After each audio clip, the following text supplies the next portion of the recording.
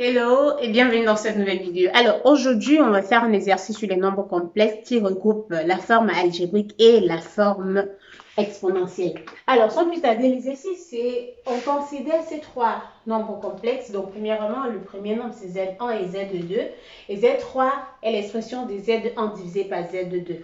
Alors la première question c'est d'écrire Z3 sous la forme algébrique. Alors comment on écrit la forme algébrique? On a déjà la forme algébrique des Z1 et des Z2. Alors, trouvons la forme algébrique des Z3. Donc, c'est pour la première question. Donc, si on prend Z3 est tout simplement égal à la valeur de Z2, Z1 divisé par Z2. Donc, ça fait 1 plus I racine de 3 divisé par 1 plus I. Alors, on sait bien que pour faire partie un complexe au dénominateur, on va juste multiplier par le conjugué. Donc, j'aurai 1 plus I racine de 3 facteur de 1 moins I divisé par 1 plus I facteur de 1 moins I. Alors, ceci nous donne quoi? En faisant le produit au dénominateur, disons d'abord pour le numérateur, on retrouve tout simplement 1 moins I plus I racine de 3 facteur de 1 moins I. Et là, au dénominateur, on aura tout simplement ce produit et qui nous donnera 2. Et si je continue ou si je factorise ici, je peux tout simplement constater que lorsque je vais multiplier ici par racine de 3, j'aurai I. Et si je fais ça fois ça, j'aurai moins I élevé au carré. Donc j'aurai 1 plus racine de 3 divisé par 2 plus I. Et là, j'aurai racine de 3 moins 1 divisé par 2. Donc, la forme complexe de notre expression, c'est tout simplement Z3 qui est égal à ceci. Donc, pardon, la forme algébrique. Donc, voilà, on a trouvé la forme algébrique. Maintenant, nous allons passer à la forme exponentielle. Vous savez, vous trouvez la forme exponentielle, on a un quotient. Donc, la forme exponentielle, il suffit de trouver la forme exponentielle de Z1 et la forme exponentielle de Z2. Alors, Z1 est égal à 1 plus I racine de 3. Alors, ici, le module de Z1 est égal à quoi? Le module de Z1 est tout simplement égal à racine de 1 plus 3, ce qui est égal à racine de 4, donc 2. Et donc, si je mets 2 en facteur, parce qu'on met le module en facteur, j'aurai tout simplement 2 facteurs de 1 sur 2 plus I ou I racine de 3 sur 2. Alors, ceci représente quoi? Ceci est tout simplement égal à 2 parce que le cosinus de pi sur 3 est égal à 1 sur 2. Donc là, on aura exponentielle de I fois pi sur 3. Donc au final, on peut conclure tout simplement qu'on a trouvé l'expression de Z1, la forme exponentielle de Z1. Et cette forme exponentielle, c'est tout simplement Z1 égale à 2 exponentielle de I pi sur 3. Alors, nous allons passer à la forme exponentielle de Z2. Et cette forme-là, Z2 est égal à 1 plus I. Alors, si je calcule le module de Z2, qu'est-ce que je trouve? Racine de 2. Et donc, si je mets racine de 2 en facteur de cette expression, j'obtiens tout simplement racine de 2 facteur de 1 divisé par racine de 2 plus I, racine de 2 divisé par 2. Et donc, je peux renvoyer racine de 2 au numérateur pour bien représenter. Ça fait racine de 2 sur 2 plus I, racine de 2 sur 2. Alors, le seul angle dont le cosinus est égal au sinus, c'est bien pi sur 4 ici. Bon, après, parce que c'est positif, donc on aura racine de 2 exponentielle de I, pi sur 4. Donc, conclusion, on a trouvé l'expression de notre Z2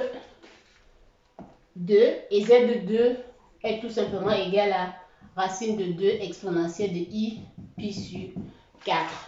Alors, qu'est-ce qu'on va faire maintenant?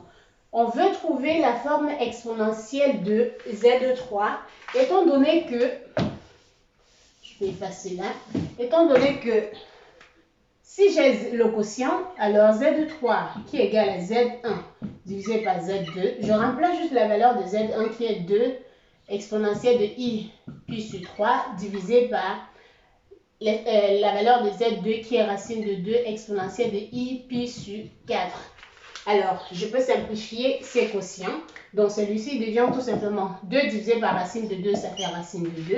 Et là, je fais monter exponentielle de pi sur 4. Donc, j'aurai exponentielle de i facteur de pi sur 3 moins pi sur 4. Et alors, pi sur 3 moins pi sur 4, c'est tout simplement, là, en rendant au même dénominateur, j'aurai tout simplement z3 qui est égal à racine de 2 exponentielle de i pi sur 12. Voilà. Donc, voilà l'expression de la valeur de Z de 3. Donc, je peux tout simplement réécrire cette expression ici. Donc, Z de 3 est tout simplement égal à racine de 2 exponentielle de i pi sur 12.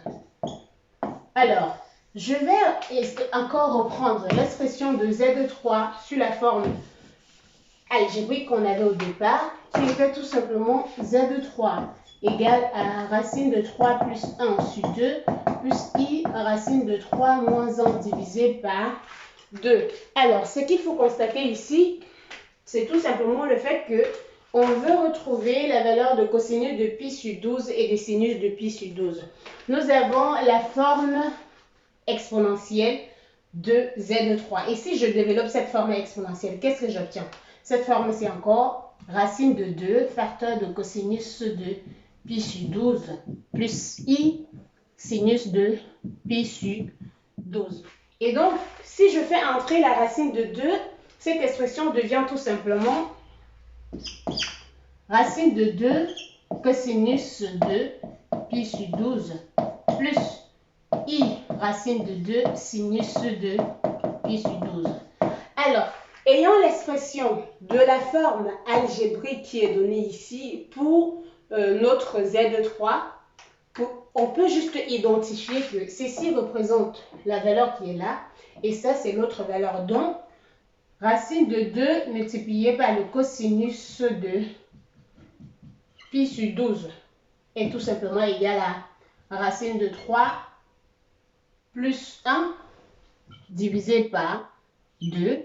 Et racine de 2 multiplié par sinus de pi sur 12 est tout simplement égal à racine de 3 moins 1 divisé par 2. Ainsi, si je continue les calculs, qu'est-ce qu'on se retrouve au final? On retrouve tout simplement le fait que, là, le fait que cosinus de pi sur 12 est égal à, je vais renvoyer la racine de 2 de l'autre côté.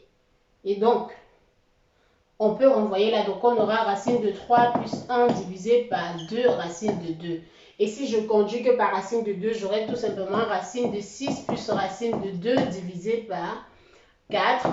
Et là, j'aurai sinus de pi sur 12. Là, je renvoie la valeur de l'autre côté. Ça fait racine de 3 moins 1 divisé par 2 racine de 2. Ce qui me donne racine de 6 moins racine de 2 divisé par 4. Donc, conclusion, j'en déduis la valeur de cosinus de pi sur 12 et des sinus de pi sur 12 avec ce processus qui sont tout simplement donnés par cosinus de pi sur 12 égale la racine de 6 plus racine de 2 divisé par 4 et sinus de pi sur 12 égale à racine de 6 plus moins racine de 2 divisé par 4. Alors, j'espère que vous avez aimé la vidéo. Alors, si vous êtes nouveau ou nouvelle sur ma chaîne, n'hésitez pas à vous abonner et activer la cloche de notification.